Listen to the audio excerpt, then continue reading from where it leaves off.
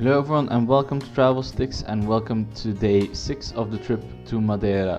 Now, before we go into the trip itself, remember if you like the video, please like, share and subscribe to the channel and help us out. It would be very much appreciated.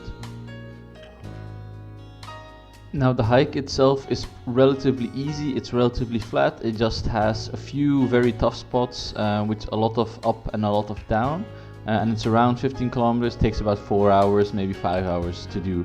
You'll pass along a lot of greenery, lots of beautiful flowers, let's say some pasture, well, some gardens of all kinds with all kinds of vegetables and fruits and so on, which makes it pretty interesting because it gives you pretty good of an insight into, like, let's say, the local produce that you should be able to find in things like a market.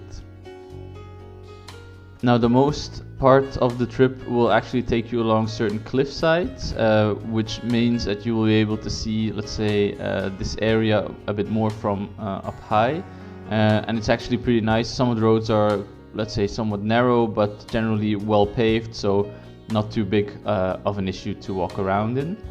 And as you get closer to what you would call, let's say, the sea, you'll actually get to a very beautiful viewing point, which is perhaps not for the timid of heart. Now, what we were specifically talking about is this. It's called the Cabo Girao, if I pronounce it correctly. If not, I hope that you correct me in the comments. Now, this is a viewing platform which gives you a very, very nice view, let's say, of the sea close to Funchal. And as you can see, the view is wide and it's beautiful. It's actually relatively popular because we did have quite a few tourists here, but obviously you can get there from Funchal directly with a car or with a taxi or something. So that's probably why it's so popular.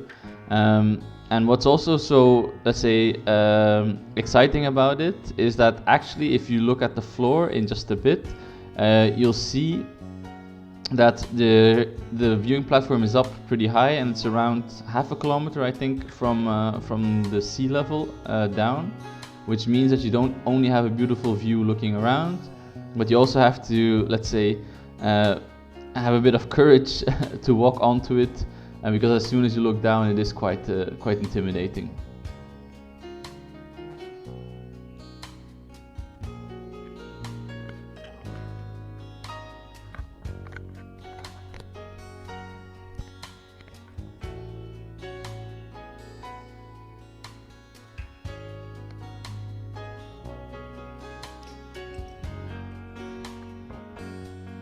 So close to the viewing point is a small restaurant, because by the time you're there, it's probably going to be noon or a little past noon, so you're going to be hungry, and you can have, let's say, a traditional steak sandwich there, as I did, and then enjoy the view a little more.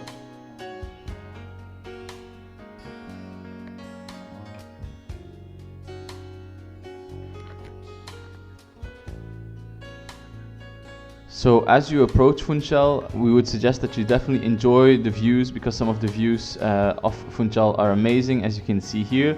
And not just the views, also enjoy the culture, because as you can see, first we went to the Yota bar, which is a cocktail bar with a couple of small Venezuelan snacks. It's very friendly service, very friendly people, and a reasonable price to do. So definitely go and check those people out.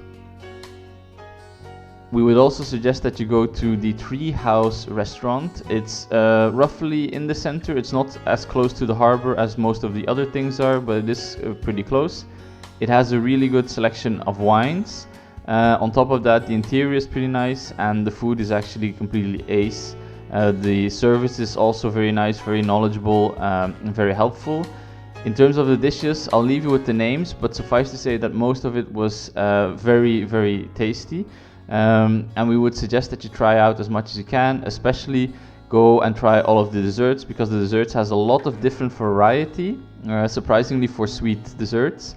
And on top of that, they have a specific chef that actually makes these, and there's some interesting desserts in there as well, which are different than what you would expect.